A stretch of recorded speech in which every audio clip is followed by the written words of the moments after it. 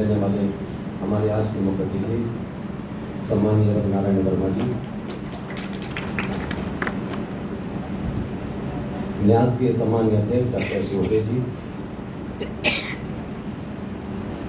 आज जिन शिक्षा शास्त्रियों का सम्मान करके न्यास गौरवान्वित हो रहा है, आदरणीय श्री प्रोफेसर भिदोरिया जी, डॉक्टर के हरवाड़ जी, दमोह की न्याय व्यवस्था के प्रमुख जिला एवं सत्र न्यायाधीश सम्मानित तिवारी जी और सभी न्यायाधीशगण, दमोह के लोकप्रिय विधायक, कह सकते भारत के मध्य प्रदेश के पूर्व वित्त मंत्री, हम सबके प्रिय आदरणीय जयंत भैया, पूर्व विधायक श्री अजय भैया, अपनी आस्था के साथ शारीरिक व्याधि को नजरअंदाज करते हुए हर कार्यक्रम में अपनी उपस्थिति देने वाले आदरणीय वर्मा जी, आदरणीय विपिन भैया, भारती जी, उपस्थित आप सभी सम्मानित जन, देवी और सज्जन, मुझे लगता है कि नियति कभी कभी महापुरुषों के लिए तिथियां भी सदियों पहले निर्धारित कर देती। पूज्य बापू की जन्म तिथि 2 अक्टूबर है और मैंने तब से नोटिस किया जब से ज्ञान साहब का ये आयोजन 1990 से शुरू हो रहा है हुआ। पहले आयोजन में मुझे शामिल होने का सौभाग्य मिला और हर आयोजन पितृपक्ष के समय पड़ता है। और जैसा कि नेमा जी बता रहे थे कि आज का मामला तो बड़ा गजब है कि आज पितृमुख अमावस्या है। दरअसल ये आयोजन ही श्रद्धा पर्व है। हम श्राद्ध पर्व पर अपनी विरासत को, अपने बुजुर्गों को और सबको याद करते हैं। तो मुझे लगता है ज्ञान साहब की स्मृति का यह आयोजन वो श्राद्ध पर्व भी है और श्रद्धा पर्व भी, क्योंकि आज तो न ज्ञान साहब की जन्मतिथि है न उनकी पुण्यतिथि है। पर न्यास के कर्ता धर्ताओं ने बड़ी सूझबूझ के साथ 2 अक्टूबर का चुनाव किया कि हम सब के पुरखे, जिन्हें हम राष्ट्रपिता कहते हैं, दुनिया के वो वैश्विक मानव जो हजारों हजारों साल बाद पैदा होते हैं, ऐसे मोहनदास करमचंद गांधी हमारे बापू का आज जो जयंती है, उसके बहाने से हम अपने सारे स्वतंत्रता संग्राम सेनानियों को, बलिदानियों को, त्यागियों को याद कर लेते हैं। और यही मनसा ज्ञान साहब के दर्शन की भी थी। तो मैं आज के इस अवसर पर, उस श्रद्धा पर्व के अवसर पर उन सारे बलिदानियों को, स्वतंत्रता संग्राम सेनानियों को, राष्ट्र के प्रति अपनी आहुति देने वाले तमाम लोगों को अपने श्रद्धा सुमन अर्पित करता हूँ, श्रद्धांजलि अर्पित करता हूँ। अपनी बात रखूँ उसके पूर्व वास्तव जी, उनके द्वितीय पुत्र नीरज जी और छोटे पुत्र जगत जी को धन्यवाद दूं कि आपने इस गौरवशाली विरासत को 35 साल से अनवरत जारी रखे हुए। बहुत कम लोग जानते हैं। हम सबके जीवन में विरासत और वसीयत अक्सर रहती है।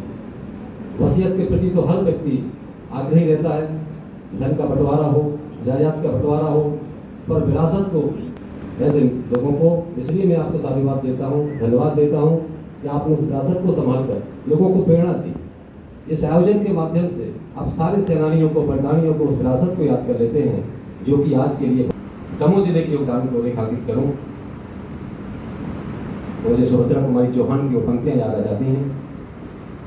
चमक उठी सन 57 में वो तलवार पुरानी थी, बूढ़े भारत में आई फिर से नई जवानी थी, बुंदेले हर बोलों के मुख हमने सुनी कहानी थी, खूब लड़ी मर्दानी वो तो झांसी वाली है। हमें वो गीत भी याद आ जाता है जो शहीद हुए हैं उनकी जरा याद करो तो। रामधारी सिंह दिनकर की वो पंक्तियां भी याद आ जाती हैं। जला अस्थियां बारी बारी चटकाई जिनने चिंगारी, जला अस्थियां बारी बारी चटकाई जिनने चिंगारी, जो चढ़ गए पूर्ण वेदी पर लिए बिना गर्दन का मोल, कलम आज उनकी जय बोल, वाणी आज उनकी जय बोल। मित्रों, हमारा जो स्वतंत्रता संग्राम है वो 1857 से माना जाता है प्रथम स्वतंत्रता संग्राम। और उसके पहले 1842 में जो बुंदेला विद्रोह हुआ वो इस दमोह की सरजमी पर हुआ, इस बुंदेलखंड की सरजमी पर हुआ, जो राजा हृदय शाह के नेतृत्व में हुआ था। ये वो पूर्ण प्रसूता भूमि है, वो स्वर्ग की भूमि है जिसने 1842 का बुंदेला विद्रोह किया था। और जब 1857 का युद्ध शुरू हुआ प्रथम सदन समर शुरू हुआ, जो मंगल पांडे से शुरू होकर के लक्ष्मीबाई तक जाता है, वहाँ से दमोह सक्रियता के साथ जुड़ा था। मैं याद करना चाहता हूँ कि 4 जून 1857 सागर के 2 सिपाहियों ने विद्रोह किया और विद्रोह की आग दमोह पहुँचती है। जुलाई में वो सारे विद्रोही बागी आकर के विद्रोह करते हैं, तब विद्रोह सफल नहीं होता है। कप्तान पिंकी ने नागपुर से 2 कंपनियां ला करके और तोहफे ला करके उसको विद्रोह को असफल कर दिया। और हमारे जो इंडोरिया के राजा किशोर सिंह थे, वो विद्रोहियों के सरताज थे, और जो छत्रपति महाराज शिवाजी की शैली थी, छापा मार सैनी, उस तरह से वो युद्ध करते थे। और उन्होंने 2 बार यहाँ पर अंग्रेजों को परास्त किया और यहाँ पर शासन किया। तो ज़्यादा दिन चले, 2 दिन, 5 दिन, 7 दिन चले, पर इतिहास में दर्ज है कि राजा किशोर सिंह जी ने 2 बार अंग्रेजों को इस दमोह की भूमि पर हराया। और ये भी बात उल्लेखित करना चाहूँगा कि अंग्रेज उनको पकड़ने के लिए लगे रहे, पर जिंदा या मुर्दा उनको पकड़ नहीं पाए, उनका 100 बराबर नहीं कर पाए। मैं आज इस मौके पर 1857 के युद्ध में मानगढ़ के राजा गंगाधर राव जी को याद करूंगा, अभाना के राजा तेजी सिंह, सिंगापुर के राजा देवी सिंह, सोने सिंह जी, स्वरूप सिंह जी, ये सब लोग उस विरासत के हिस्से थे जो 1857 में अपनी पूरी आन बान शान के साथ अपने रजवाड़ों को दांव पर लगाकर लड़ रहे थे। पर एक दिन वो भी आता है 17 सितंबर 1857 का, वो मनहूस दिन था, जब सारे राज्य रजवाड़े लड़ रहे थे। पर जो हमारा वहाँ रहते थे सूबेदार रघुनाथ राव करमरकर, वहाँ के राजा थे।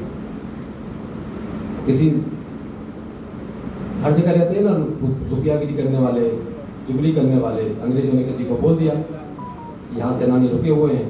अंग्रेज अपनी 17 सितंबर 1857 को धावा बोलते हैं, उसे 50 सेनानी शहीद हो जाते हैं, 50 सैनिक हमारे बड़े बड़े योद्धा शहीद हुए उसमें।